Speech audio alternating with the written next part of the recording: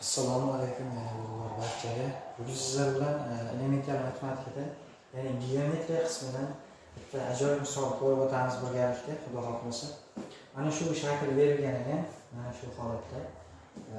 Mana bu x ni biz topishimiz kerak ekan. Mana shu x burchagimiz so'ralgan ekanda. Xo'sh, buni qanday ishlaymiz? Buni ishlash uchun biz birinchi navbatda o'sha qarasangiz, mana bu burchagimiz 30, bu 80. Biz bilamizki, uchburchakning ichki burchaklari yig'indisi 180 gradus berishgan. Biz o'z-o'zidan mana buni bermagan bo'lsa ham biz o'zimizdan yoza olsak bo'ladi. Chunki uchburchaklarning yig'indisi 180 degan bilamiz. Bu ikkalasining yig'indisi 110 gradus. 180 dan 110 aylangan bo'lsa 70. Demak, buni 3-chi gradusimiz 70 gradus ekanligi bor. Va uchburchaklarda bitta ajoyib desak bo'ladi, ajoyib teoremacha bor desak bo'ladi. Bu teorema, ya'ni sinuslar teoremasidan foydalanib buni topamiz. Qanday topamiz? Sinuslar teoremasini, ya'ni qarshisidagi burchak, ya'ni tomon qarshisidagi burchak sinusining nisbatlari teng. Ya'ni a taqsim sinus 70 gradus teng b taqsim sinus 30 gradus.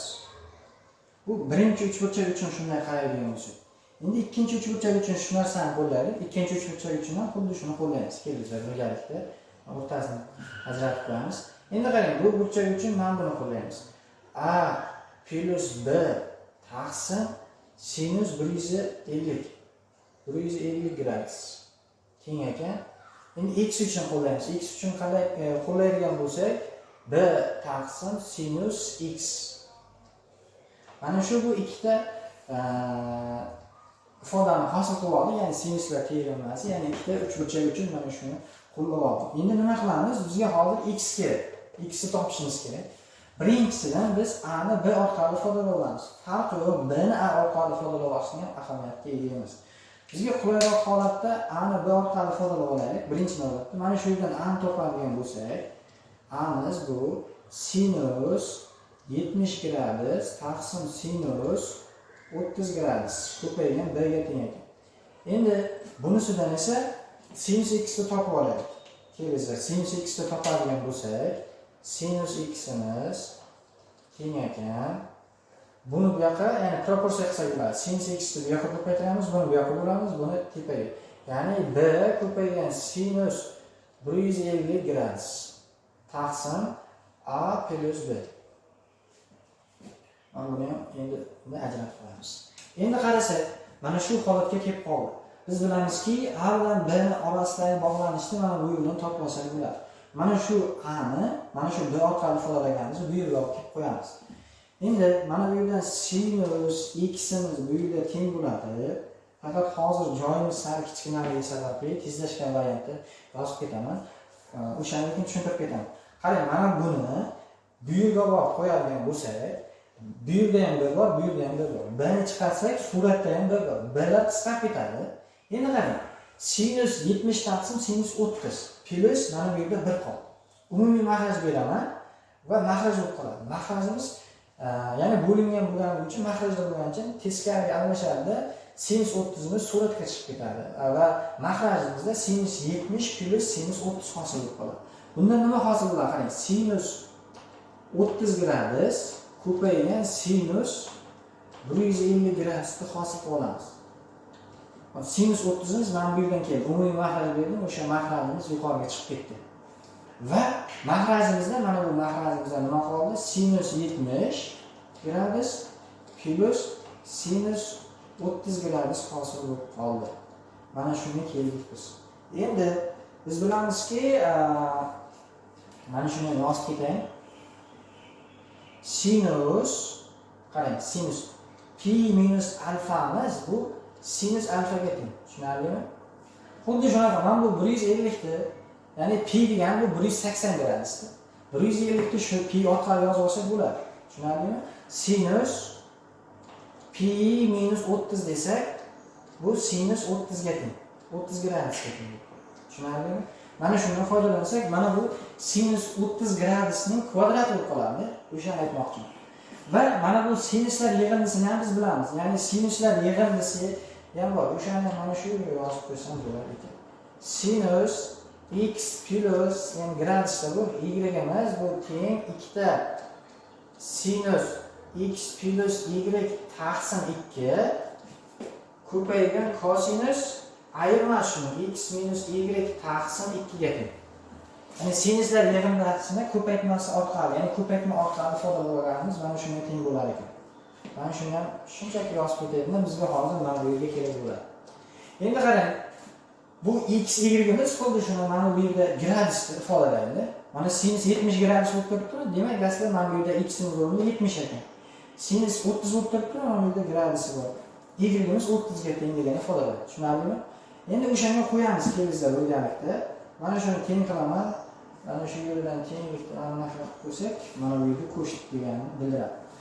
Bu nima dedik? Mana bunga qaraydigan bo'lsak, bu sinus 30 ning nimasi bo'lib qolar ekan? Endi sinus 30 ning kvadrati. 30 gradus kvadrat hosil bo'lar ekan.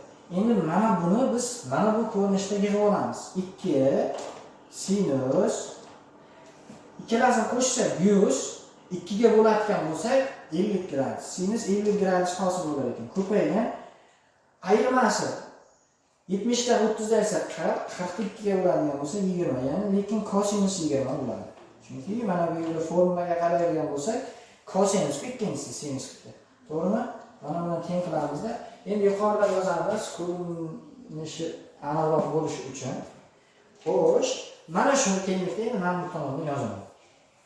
Endi qaraysak, mana bu sinus 70. Mana shu yerga yana bitta narsani yozib ketay, ya'ni sinus alfa degani bu sinus alfa degani qarang. Kosinus ko'rinmay qolgan bo'lishi mumkin. Kosinus pi taqsim 2 minus alfa degani, tushunyapsizmi? Mana sinus alfani mana bu kosinusga o'zgartirsak, pi taqsim 2 dan alfani ayirganiga teng. Mana shu narsa ham bor bizda. Bu nima uchun kerak deyishlaringiz mumkin. Hozir mana buni shundan foydalanamiz. Ya'ni mana bu sinus o'rniga kosinusligini qo'yib ketamiz mana bu yerda.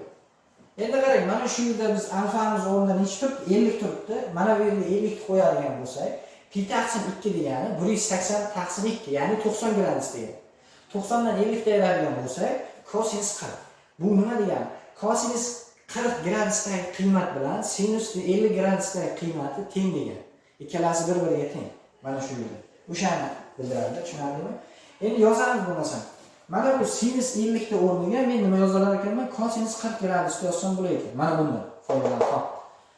Va o'shani yozaman birgalikda. Qaranglar. Sinus kvadrat 30 gradus 2 kosinus 40 gradus ko'paygan kosinus 20 gradus. Hop, mana shunga keldik. Endi qarang, mana bu yerda zo'r narsa bo'lib turibdi. Bu 20, bu 40, ya'ni 2 ga farq qiladi. Bizda mana shu yerda endi zo'r narsani qo'llaymiz. Surat va mahrajini sinus 20 gradusga ko'paytiraman. Hozir nima bunaqa qilganimni tushuntirib o'tishga harakat qilaman. Sinus 20 gradus. Pastdan yozaman. Qarang, sinus 20 ga ko'paytirganligim sababi bizda mana bu anavi bor-ku. Misol uchun kosinus 2 alfa desak, bu nimaga teng? Kosinus kvadrat alfa minus sinus kvadrat alfa ga teng, to'g'rimi? Endi xuddi shunaqa sinusnikini yozadigan bo'lsak, sinus 2 alfa bu nimaga teng? 2 sinus alfa ko'paygan kosinus alfa ga teng. Mana shunga qarasalaringiz, mening mana bu ifoda va mana bu ikkini birgalikda qarasam, mana bu sinus 2 ga yig'ib olsam bo'lar ekan. O'shanga kelib turibdi. Chunki mana alfamiz o'rnida, bizda alfamiz o'rnida mana alfani 20 deyotgan bo'lsam, 22. Demak, mana bu alfani o'rniga 20 qo'yadigan bo'lsam, bu sinus 40 ga tenglik kelib chiqadi. Tushunarlimi? Mana bunga o'tadi. Endi bunga o'tkazadigan bo'lsak, nima bo'lar ekan? Sinus kvadrat 30 gradus ko'paygan sinus 20 gradus taqsim bu nimani berar ekan bizga? Bizga bu sinus 40 deb ekan. Demak, sinus 40 gradus ko'paygan kosinus 40 gradusga teng ekan. Endi qarang, yana xuddi shunaqa bo'lib qoldi. Bizda faqat bu yerda yetmayotgan narsa bu 2. Bizda 2 son yetmayapti. Nima qilamiz desak, surat va mahrajga 2 ni ko'paytiramiz. Buni nima uchun qilyapmiz desak, mana bu formulaga ikkilanganligi, ya'ni sinus ikkilanganligiga keltirib olish uchun, sinus 2 alfaga keltirib olish uchun, mana shuni tushirish uchun 2 ga ko'paytiryapman. Men bular o'xshab turibdi, faqat bitta 2 yetmagani uchun 2 ni surat va mahrajga ko'paytirib bo'lib olyapman. Ya'ni bir xil sonni surat va mahrajga ko'paytirib olishimiz mumkin. Chunki ikkalasini bir-biriga bo'layotgan bo'lsak, baribir u bir-biri berib ketaveradi. Tushunarlimi? Biz hozir mana bundan yana foydalanadigan bo'lsak, bizga bu nimani beradi? Mana bu alfamiz o'rnida boya 20 edi, endi alfamiz o'rnida 40 keladi. Men bu yerga 40 qo'yayotgan bo'lsam, bu sinus 80 gradus. To'g'rimi? 2 sinus kvadrat 30 gradus ko'paygan sinus 20 gradusga teng. Bu esa sinus 80 gradusga teng ekan.